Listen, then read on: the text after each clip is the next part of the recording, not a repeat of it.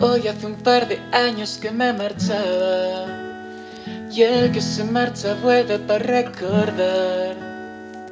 Voy a escribir tu vida por si mañana los barcos no volvieran a navegar. Entre piquetes y guateques quiso casarse en francés. Le crecieron las piernas y una boca de papel. El día que volví a casa, en la cocina sonaba Andrés tocando. Cristian Martínez Puello, más conocido como Chris Puello o Peter Pan, llamado de esta última forma por su identificación con el personaje, es el autor de las obras El chico de las estrellas, Aquí dentro siempre llueve, La abuela y Hombres a los que besé. Los jóvenes creen que es poeta y los poetas escritor de literatura juvenil. Al principio escribía cursi, después aprendió el verdadero arte de escribir solo de lo que hay que escribir y al final mezcló un poco de las dos cosas. Su primer libro fue el grito de libertad que hizo que se alzara su voz, porque, según él, hay un momento en el que alguien tiene que volverse valiente mientras los demás se quedan mirando. Su segundo libro fue un poemario escrito con lágrimas, en el que flotan barcos de papel que nos recitan esas historias grabadas en lo más profundo del alma en forma de versos. El autor nos demuestra con esta obra que no le tiene miedo a la tristeza, pero se declara terriblemente en contra de aquello que debería de ser feliz y no lo es. Su tercera obra es la historia de una guerra llevada por nada más y nada menos que la heroína de su vida, su abuela Carmen, o como él la llama, la Dama de Hierro, en la que no solo cuenta su experiencia en los años de una España oscura, sino que, además, dicta las enseñanzas que ha aprendido de ella, incluida la más importante de todas, la capacidad de alejarte de las cosas que te hacen daño. Y su última publicación, Hombres a los que besé, es la muestra más significativa de su crecimiento. Chris se ha transformado en hombre en este libro, aunque pocos saben que siempre lo fue. Este último libro muestra su nueva concepción del mundo, del amor, de la vida y de sí mismo. Hoy, con nosotros, Chris Puello, Peter Pan, el chico de las estrellas o el niño que creció. Ahora sí, ahora te toca a ti salir de aquí. Hoy estamos aquí con Chris Puello, autor de las obras El chico de las estrellas, Aquí dentro siempre llueve, La abuela y Hombres a los que besé, que ha venido al lado del verde del Guadalquivir a hacer una firma y hablarnos un poco sobre su libro. ¿Qué tal, Chris? ¿Cómo estás? Un placer, Elena, estar aquí charlando un ratito contigo y pues muy bien recibido para empezar con la referencia que has hecho al verde Guadalquivir, y así que muy contento y muy a gusto. Pues muchísimas gracias. Queríamos empezar esta entrevista preguntándote un poco, porque sabemos algo sobre tus orígenes, pero queríamos preguntarte. Sabemos que el chico de las estrellas aprendió a escribir escribiendo y que al principio escribía cursi y después aprendió a escribir solamente de lo que hay que escribir. ¿Pero qué escribías al principio? Pues yo escribía historias sobre dragones en clase de matemáticas, porque siempre se me ha dado muy mal dividir, multiplicar y todas estas cosas, entonces me sentaba atrás del todo, en un sitio donde no molestase a nadie, solamente a mí, sin aprender muchas matemáticas, entonces yo empecé a escribir. Y ese fue el momento en el que de repente en mi pueblo, en Villanueva del Pardillo, en Madrid, salió un certamen literario que se llamaba El Maestro Miguel. Entonces yo dije, como no voy a probar matemáticas, voy a presentarme al concurso, porque daban un premio y me compré el iPod verde manzana con el primer premio literario que gané. Y bueno, luego tuve que ir evidentemente a recuperación de matemáticas, pero creo que empecé a aprender a escribir ahí. La verdad es que es interesante el hecho de que te quitaras de una cosa y empezaras a hacer otra. ¿Crees que era productivo, o que te ha valido la pena quitarte? Sí, yo creo que sí, Elena, ¿sabes por qué? Porque en la vida, si tú te das cuenta, nos están pidiendo constantemente que tomemos decisiones, perdón, que escojamos y que decidamos. Cuando somos pequeños nos lo dan todo hecho y nos dicen, tienes que hacer esto y esto. Y siento que aunque no tenemos que saber desde tan pronto qué queremos ser, porque es una cosa muy complicada y es una vida muy larga, desde el principio divide y vencerás. Yo dije, a mí las matemáticas no me interesan para nada, tengo que aprobarlas porque sí, ¿no? Pero a mí lo que me gustaba eran otras cosas. Entonces, claro, todo eso unido al aburrimiento que me suponían las clases de matemáticas, qué sé yo, igual mis sentimientos en ese momento, que me sentía quizá un poco rechazado en el colegio, un poco mi historia familiar que estaba desestructurada y tal, me metí en ese mundo y creo que fue como un refugio la literatura y en concreto en ese momento la fantasía, porque yo cuando tenía 13, 14 años escribía sobre fantasía. La literatura sabemos que te ha hecho como refugio en general, muchísimas veces y que, como tú dices, la poesía no llega para salvarnos, pero concede un minuto exacto de luz en la herida que nos hace reconocerla para después respetarla. ¿A ti hay alguna herida que hayas descubierto con la escritura, con la poesía y en general con este ámbito que es la literatura? Pues lamentablemente casi todas que no eran evidentes, ¿no? Porque, bueno, tú cuando te caes te besas la rodilla, ¿no? Porque ves la herida, pero nos caemos habitualmente a lo largo de la vida, pero no todas las heridas son palpables, no todo se ve, no todo supura de la misma manera, ¿no? Entonces, en lo que en un momento te puede parecer una ruptura, por ejemplo, de amor súper dolorosa, con el tiempo descubres que es lo mejor que te podía pasar, pero ojo, has de tratar eso. Un abandono no es fácil de gestionar después con el tiempo, un insulto no es fácil de gestionar, aunque en ese momento a lo mejor te parezca una tontería, Entonces, bueno, yo creo que escribir me ha permitido mirar donde no se ve, como ya he dicho en algún momento, ¿no? No siento que escribir me haya salvado la vida, pero creo que la literatura me ha dado todo lo que la vida en un principio me había quitado. Siento que ha sido una recompensa sin yo pretenderlo, ¿no? Porque yo cuando era pequeño, por supuesto que quería ser escritor, al igual que quería ser indio, astronauta y cantante, entiéndeme, ¿no? Pero hubo un momento en el que de repente pues, se alinearon los astros o lo que fuera y la vida decidió que, bueno, que no he tenido algunas cosas, unas las he elegido y otras no. Las que he elegido es, por ejemplo, las matemáticas, las que no, por ejemplo, es una familia, pero siento que la vida me ha dado la oportunidad de contar mi historia, que no es poco.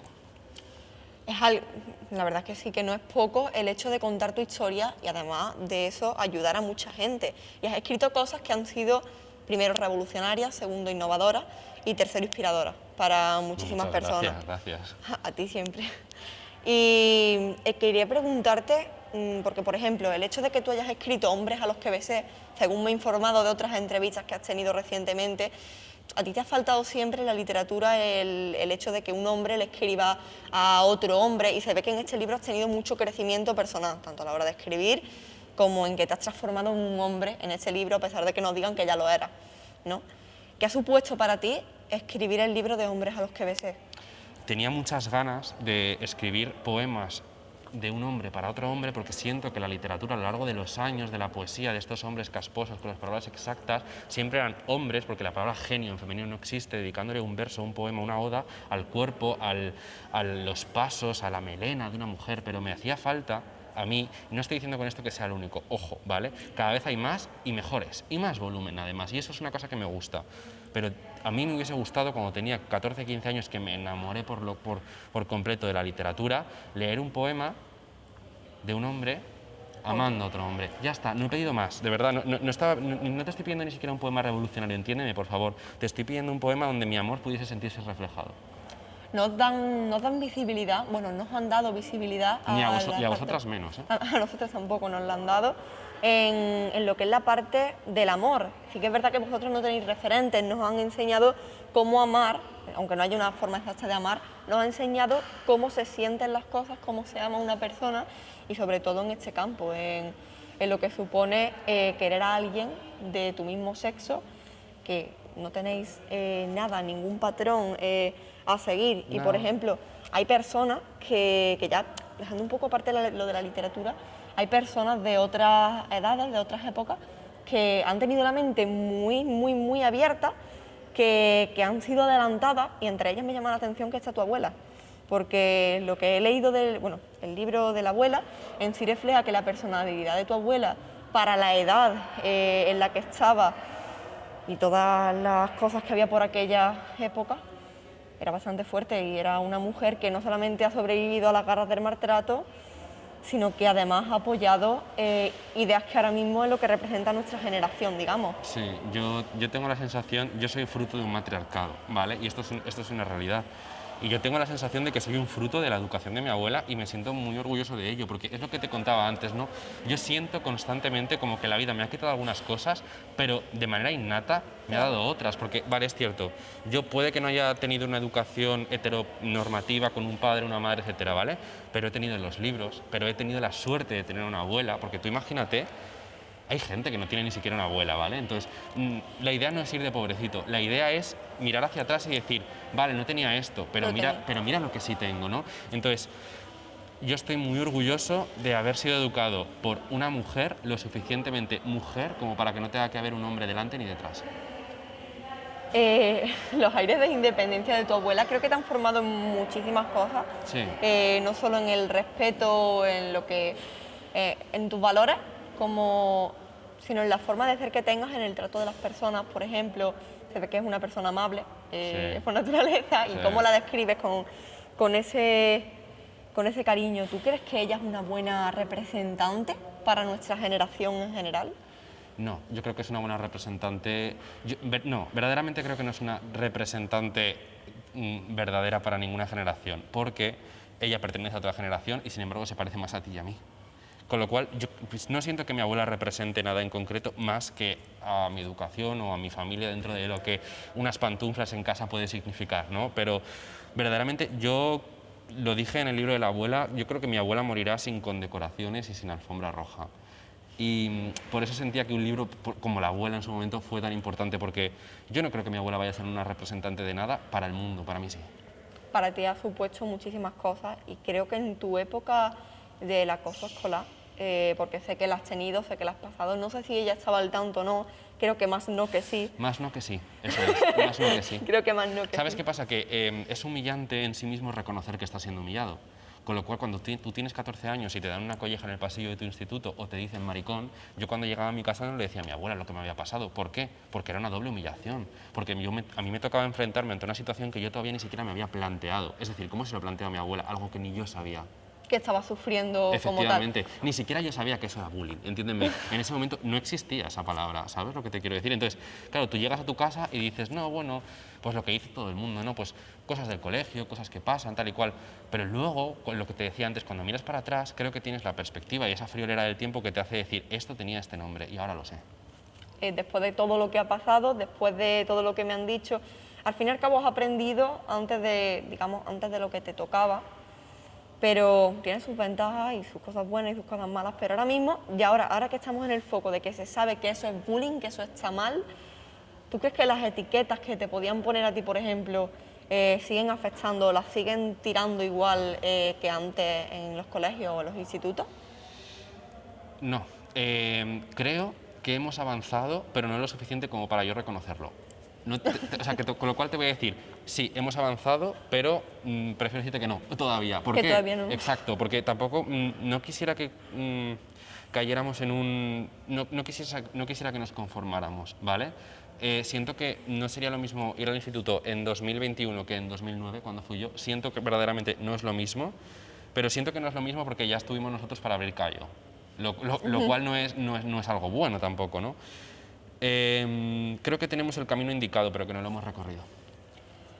Aún nos queda bastante. Exacto. Eso sí que sabe que aún Eso nos es. queda bastante. Pero, perdóname, cuando te hablo de esto, no me refiero al colectivo LGTBI, ¿vale? ¿Te refieres en general? Sí, hay muchas sé. guerras. Y bueno, y tú sabrás de primera mano la principal, porque siento, igual no es mi tema, ¿vale? Siento que el feminismo no ha matado a nadie. Y el machismo a mucha gente, ¿vale? Entonces, quiero creer en una educación matriarcal, lo siento así, porque esa ha sido mi educación y es la única que he concebido con respeto, de verdad. Entonces, creo en las mujeres. Hay que creer en todo en general, en las mujeres, es una forma muy reivindicativa, muy bonita de cambiar las cosas. Creo que ahora es el momento en el que tenemos que empezar a dar voz a todas las mujeres que no lo han tenido anteriormente, aunque no puedan compensarse en números aún. Y mira, tanto en este tema, tanto en el feminismo como en el tema del colectivo, cuando se insulta a alguien de estos dos colectivos, ¿crees que prima el odio o el desconocimiento? La ignorancia, pues sobre todo, porque ¿sabes qué pasa? Que las personas por naturaleza, es lamentable, pero nos sentimos atacados contra todo aquello que no entendemos, ¿vale? Entonces, la comprensión es algo que no es para todo el mundo, esto lo hemos entendido ya, ¿no? Pero es que tú no entiendas esto no quiere decir que lo tengas que despreciar. Yo hay cantidad de cosas que no entiendo, pero respeto. O sea, no es necesario pararte a juzgar una cosa aunque no la entiendas. Se puedes parar a comprenderlo, es mucho más divertido, de hecho, ¿eh? Es más gratificante. Pero yo creo que todo esto nace de, pero ¿por qué estás besando a otro hombre si a mí no me gustan los hombres? Y te prometo que no es más que gandulería y retroceso, unga unga y paleolítico, entiéndeme, y pleistoceno. No es más que seguir encendiendo el fuego con dos piedras, lo siento. Es la palabra que has utilizado, unga unga, con la que calificamos en mi clase a las personas de ese tipo. Claro. Y bueno, creo que has Es que ¿sabes qué acertado. pasa? Que ya no te voy a decir ni siquiera abrir un libro, no es tan difícil salir a la calle. Tampoco. ¿Entiendes lo que te digo? exactamente. No te estoy diciendo que tengas que ser súper inteligente, súper culto, ni que te tengas que estudiar una carrera para entender lo que es el... No, todos sabemos ya perfectamente lo que es el respeto, no nos confundemos. ¿Que es un problema educacional y cultural? Totalmente de acuerdo. Pero seamos honestos. Ahora mismo podemos aprender más abriendo una página de internet que abriendo un libro. Es así, ¿vale? Es igual, con lo cual ya está al alcance de todo el mundo. No hay excusa para pegar una hostia a nadie. Exactamente.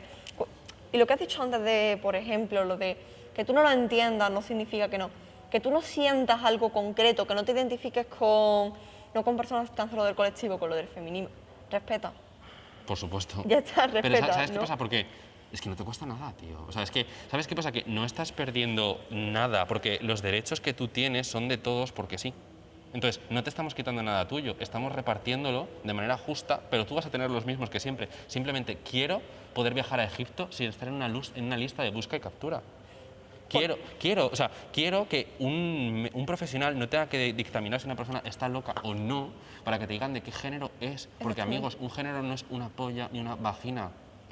Un género es un concepto psicológico y es muy sencillo. Y si tú te sientes... Es como el que dice, no, es que yo he nacido en Madrid pero me siento vasco. Pues me parece... Ya está, es que perfecto. ¿Y qué problema? O sea, ¿sabes lo que te quiero decir? Sí, sé No perfectamente. entiendo. O sea, yo he nacido en Sevilla y me siento madrileño, porque toda mi vida me he criado en Madrid y ya está. Y tus costumbres te representan y Sí, sientes que te... Exacto, y siento que justificarse más de la cuenta es perder también, ¿eh?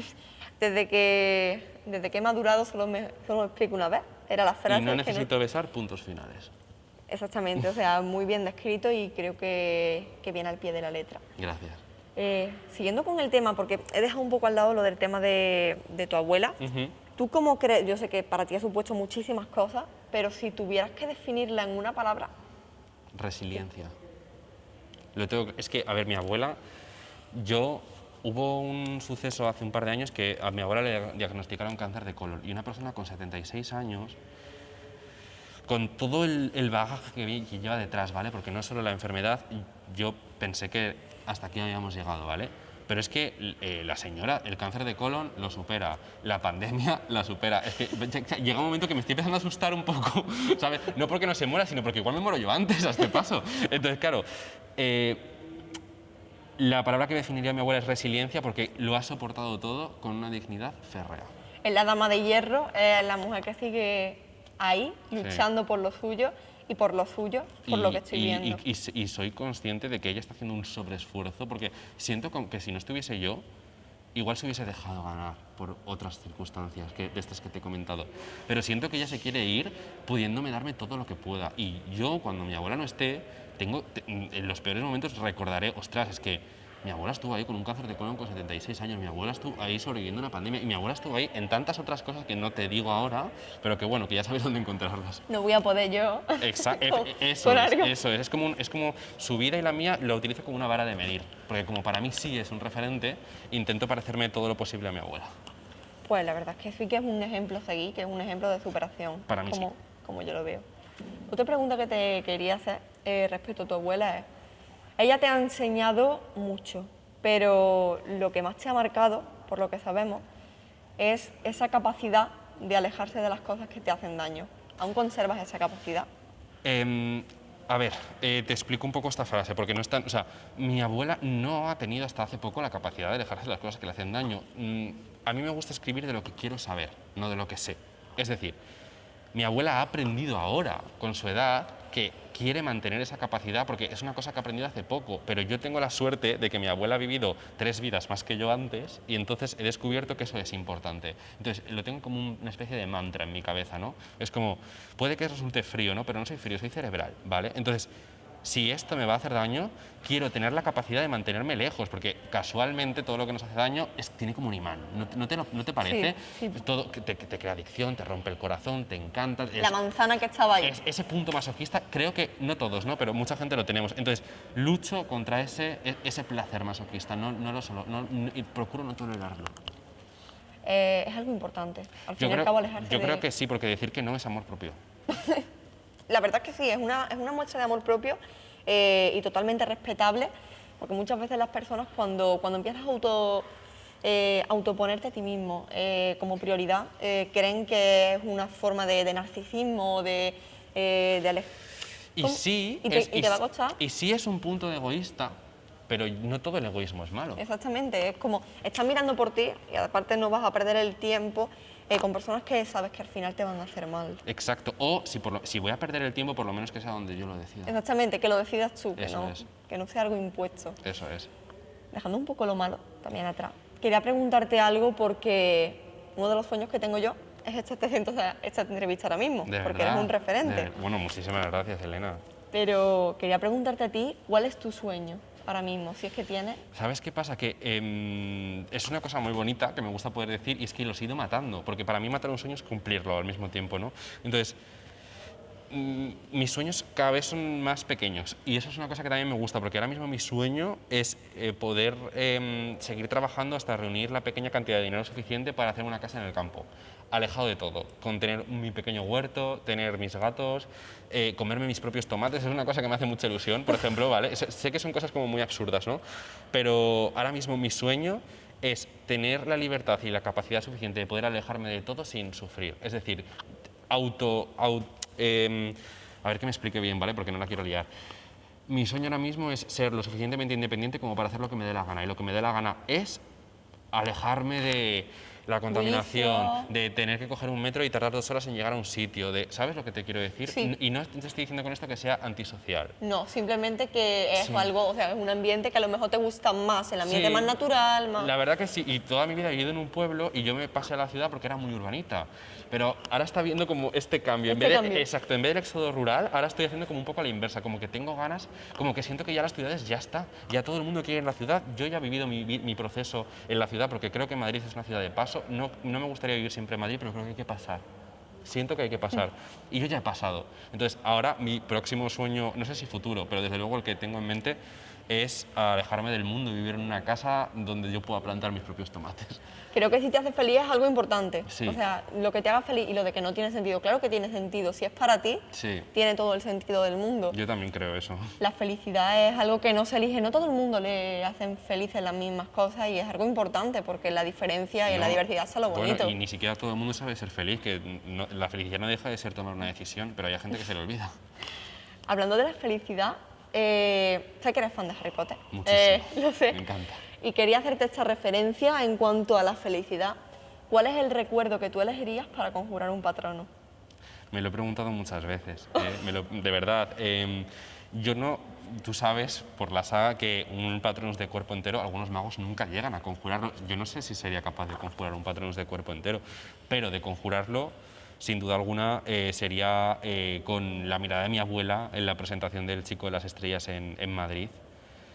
Yo no estaba emocionado, estaba conmocionado, entiéndeme. O sea, había, pues no sé si 600 personas esperando para que yo les firmase un libro, entiéndeme, que de escribir un libro en tu casa con las intimidades más profundas, pues no, porque yo creo que a lejos se llega con una copa alta y con una raíz profunda. Yo creo que el chico tenía una raíz profunda en una gran copa, ¿vale?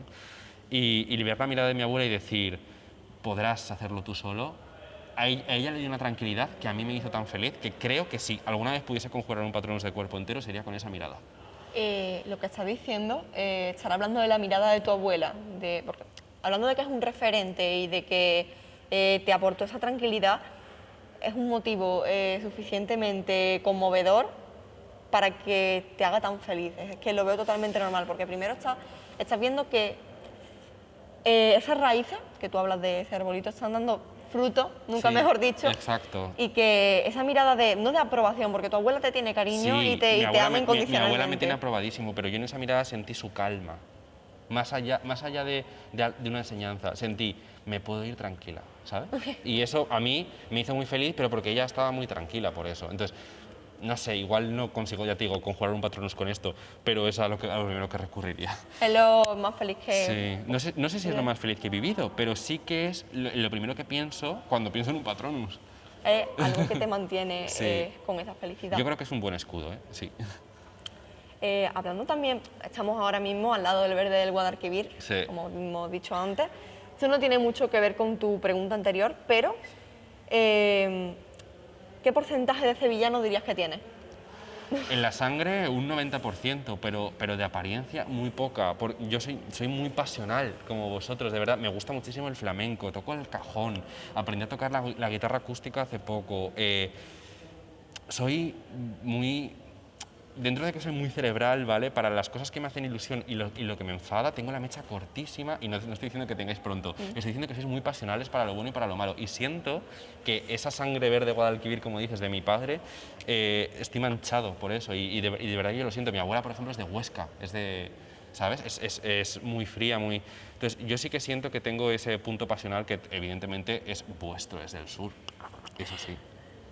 Como última pregunta, quería preguntarte, tú decías en tu libro, es cierto que escribir es reafirmarse, pero también es verdad, lejos de tanta poesía y soplando a la palabrería, que uno puede alejarse de todo menos de lo que lleva dentro. ¿Alguna vez has intentado alejarte de lo que llevas dentro y qué le aconsejarías a alguien para que venza su miedo? Yo creo que no se puede escapar de lo que se abandona, ¿vale? Es decir, que si tú sabes que tienes algo, que necesitas una herramienta y que tienes que trabajar, hacer como que no existe, olvidarlo o mirar hacia otro lado no hace que desaparezca, hace que dejes de verlo, lo cual es muy peligroso, porque hay cosas que te matan por la espalda. Entonces yo creo que si algo te da miedo, lo mejor es abrazarlo. Es una bonita forma, o sea, no lo estás matando, pero lo estás cogiendo con cariño y le estás ayudando. Claro, pero le estás cambiando el sentido, porque si te da tanto miedo es porque sientes que te puede hacer daño, ¿no? Y de esa forma estás cambiando ya el tono de toda la historia. Entonces, si tú lo abrazas es como la tristeza. Si nunca quieres estar triste, pues no vas a ser una persona. Y sobre todo vas a estar triste, además, por cierto. Pero si además cuando estás triste dices, bueno, esto es normal, esto es natural, entiendo de dónde viene esto, lo pienso, ya no a gusto en la tristeza, porque tampoco creo que haya que acomodarse la tristeza. Pero, ostras, tampoco podemos negarnos que somos personas y no robots y que no siempre podemos estar 100%, ¿no? Entonces, no estoy en contra de la tristeza, estoy en contra de aquello que debería ser feliz y no lo es.